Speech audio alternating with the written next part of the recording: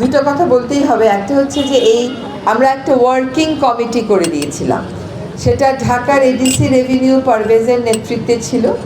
এবং এই যে পুরো পরিকল্পনাটা আপনারা দেখছেন, এটা আসলে মোটামুটি আমাদেরকে গুছিয়ে দিয়েছে আপনাদের অনেকের পরিচিত নদী নিয়ে কাজ করে এজাজ।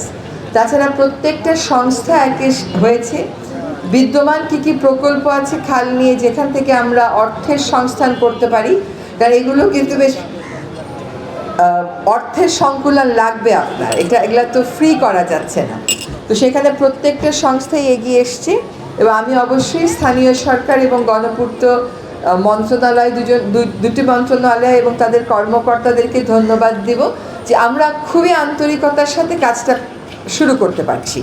এবং এইখানে কে আগে কে পরে সেটা ব্যাপার না, যার যেটুকুন শক্তি সামর্থ্য আছে, যার বাজেটে যেটুকুন টাকা আছে, যেখান থেকে যেটুকুন টাকা আছে সেটা নিয়েই আমরা কাজটা শুরু করছি। আপনারা খেয়াল করবেন, আমরা কর্মসূচি বলছি, আমরা কিন্তু কোনো প্রকল্প বলছি না। প্রকল্পের অধীনে এই কাজ শুরু করতে গেলে আমাদের সরকারের যে প্রসেস খুবই দ্রুততার সাথে করতে গেলেও আমাদের 8 থেকে 10 মাস লাগতো। কাজে আমরা যার যেখানে ড্রেনেজ, ইমার্জেন্সি সাপোর্ট যা আছে সেটা নিয়েই মোটামুটি কাজটা শুরু করছি। আমরা এইটা যাতে স্থানীয় জনগোষ্ঠী আর না করেন, আমরা তাদেরকে নিয়ে একটা কমিটি করে দেব, ধরেন 2 কিলোমিটার জুড়ে, তারাই এটাকে মনিটর করবেন। তাদের একটা ওনারশিপ থাকতে হবে। খালটা যখন আমরা খনন শেষ করে ফেলবো, আমাদের দূষণ মুক্ত করাটা রাতারাতি হবে না, ইট উইল টেক টাইম। আপনার সিওয়েজ কানেকশন 53 বছরে হয়নি, এখন আপনি 5 মাসে কেমন করে ফেলবেন? কিন্তু ইন্টারিম কোনো সলিউশন আছে কিনা আমরা সেটা খুঁজছি। আশা করি এই দুর্গন্ধ থেকেও কিছুটা হলেও আমরা মুক্তি দিতে পারবো। এবং আমাদের একটা পরিকল্পনা আছে যে খালের যে পাড়টা আছে ওই পাড়ে আমরা চাষাবাদ করতে পারি কিনা। আমরা কিছু হলেই বলি আমরা একটা ওয়াকওয়ে করব, কিন্তু ওইগুলো আসলে আমরা চলে গেলে আপনারা করেন।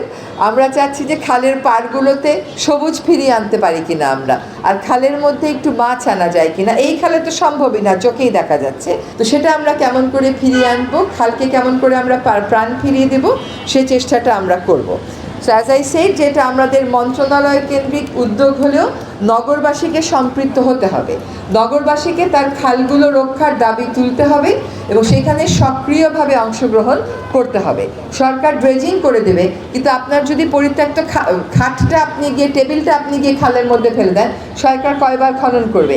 কাজে আপনাকে দায়িত্ব নিতে হবে, অধিকারের জায়গা থেকে অধিকারও চর্চা করবেন, দায়িত্বের জায়গা থেকে দায়িত্বও পালন করবেন। আমরা যখন এই পুনরুদ্ধারের কাজে যাব, আমাদেরকে কিছু কিছু অবৈধ দখল উচ্ছেদ করতে হবে। আমরা জানি যে সেখানে বাধা দেওয়ার চেষ্টা করা হবে, কিন্তু আমরা সম্মিলিতভাবে সেই বাধার মোকাবেলা করব।